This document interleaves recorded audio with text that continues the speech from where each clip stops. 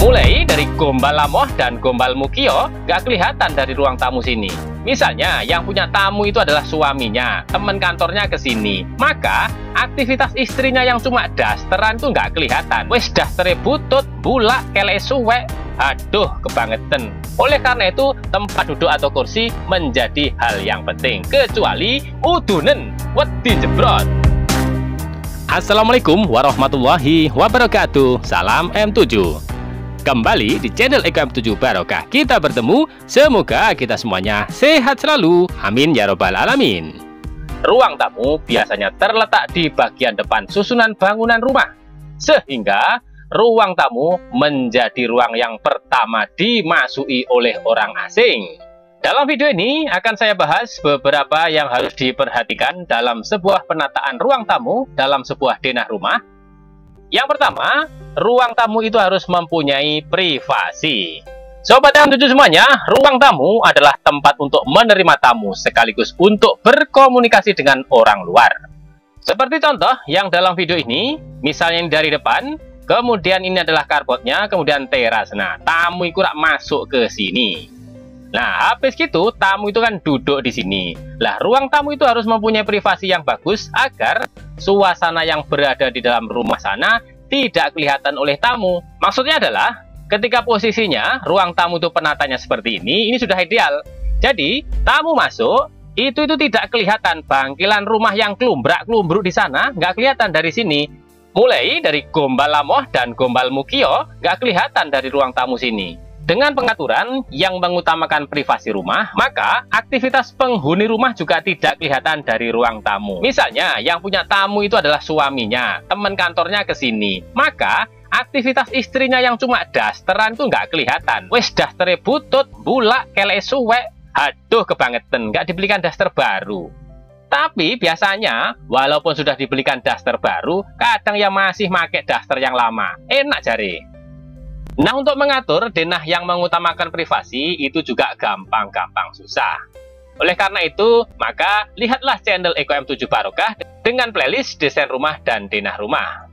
Privasi itu juga bisa didapat dari ketika di sini tuh ada tamu, maka penghuni rumah lain itu kalau mau masuk rumah tidak ngelangkai tamu gini. Tetapi rumah mempunyai akses pintu samping, misalnya dari sini. Lah gimana Pak? Rumah saya cuma 6 meter. Masih 6 meter juga bisa ada pintu sampingnya. Sobat M7 semuanya, ini adalah visualisasi saja. Saya hanya mewakili sebuah konsep ruang tamu. Ini akan saya rendahkan agar kelihatan dalamnya. Jangan keliru, jangan salah paham. Ini kok kebuka. Selanjutnya, elemen yang penting dalam sebuah ruang tamu adalah meja. Biasanya tamu itu akan disuguhi makanan atau minuman. Dengan demikian, meja itu menjadi hal yang penting. Gimana misalnya, sing disuguh neku bakso panas, terus nggak ada meja, akhirnya dicekel, kicat-kicat tangane.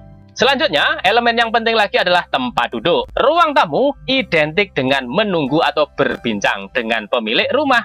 Dan hal tersebut biasanya dilakukan sambil duduk. Oleh karena itu, tempat duduk atau kursi menjadi hal yang penting. Kecuali udunen, wedi jebrot. Sobat M7 semuanya, selanjutnya elemen yang penting lagi adalah masalah sirkulasi udara dan cahaya. Tanpa sirkulasi udara dan cahaya yang cukup, maka ruang tamu akan pengap. Padahal, ini adalah image pertama yang dirasa oleh tamu ketika berkunjung ke rumah Anda. Oleh karena itu, ruang tamu harus terang, harus segar, dan nyaman. Elemen berikutnya adalah dekorasi. Untuk pemanis ruangan, tambahkanlah beberapa dekorasi. Misalnya, nggak usah besar-besar. Misalnya vas bunga atau lukisan. Kalau nggak punya lukisan, ya mungkin beberapa uang ratusan ribu dijejer-jejer di tembok sini. Berikutnya, yang perlu ditambahkan dalam sebuah ruang tamu agar ideal adalah berikanlah aroma dan pewangi. Misalnya, ada pengharum ruangan, tamu akan rileks saat berkunjung ke rumah Anda. Pilihlah aroma yang kalem agar suasana menjadi rileks, jangan aroma kapur barus atau kembang sundel. Nah, Sobat M7 semuanya, berikutnya akan kita ulas beberapa contoh pengaturan ruang tamu yang ideal dalam sebuah rumah. Contoh yang ini adalah 7x11 mempunyai ruang tamu yang ideal. Ini adalah contoh yang sangat ideal dengan ukuran rumah yaitu 9x11. inilah terasnya, kemudian ruang tamu. Ruang tamunya sangat privasi, bahkan ketika terlihat dalamnya pun, yang terlihat oleh tamu adalah musola, mengajak sholat. Contoh yang lain adalah, misalnya ini adalah rumah 9x19. Dengan pengaturan seperti ini, maka tamu datang langsung duduk di sini. Dia nggak tahu di dalam sudah beleh petek, beleh wedus, beleh sapi. Padahal nggak disuguh no. Tetapi dalam kasus-kasus tertentu, memang karena kondisi tanah yang tidak memadai, karena keterbatasan lahan, maka kita tidak bisa membuat ruang tamu yang ideal. Yang penting, keluargane sehat, podo mangan kabeh, kumpul slamet. Nah, iku sing penting. Akhirnya, segala sesuatunya, seberapapun yang kita punya, kita harus syukuri agar selalu nikmat kita ditambah. Nah, Sobat M7 semuanya, demikian video saya pada kali ini. Semoga video ini bisa bermanfaat dan barokah. Terima kasih atas segala perhatian. Mohon maaf atas segala kekurangan. Wassalamualaikum warahmatullahi wabarakatuh. Salam M7.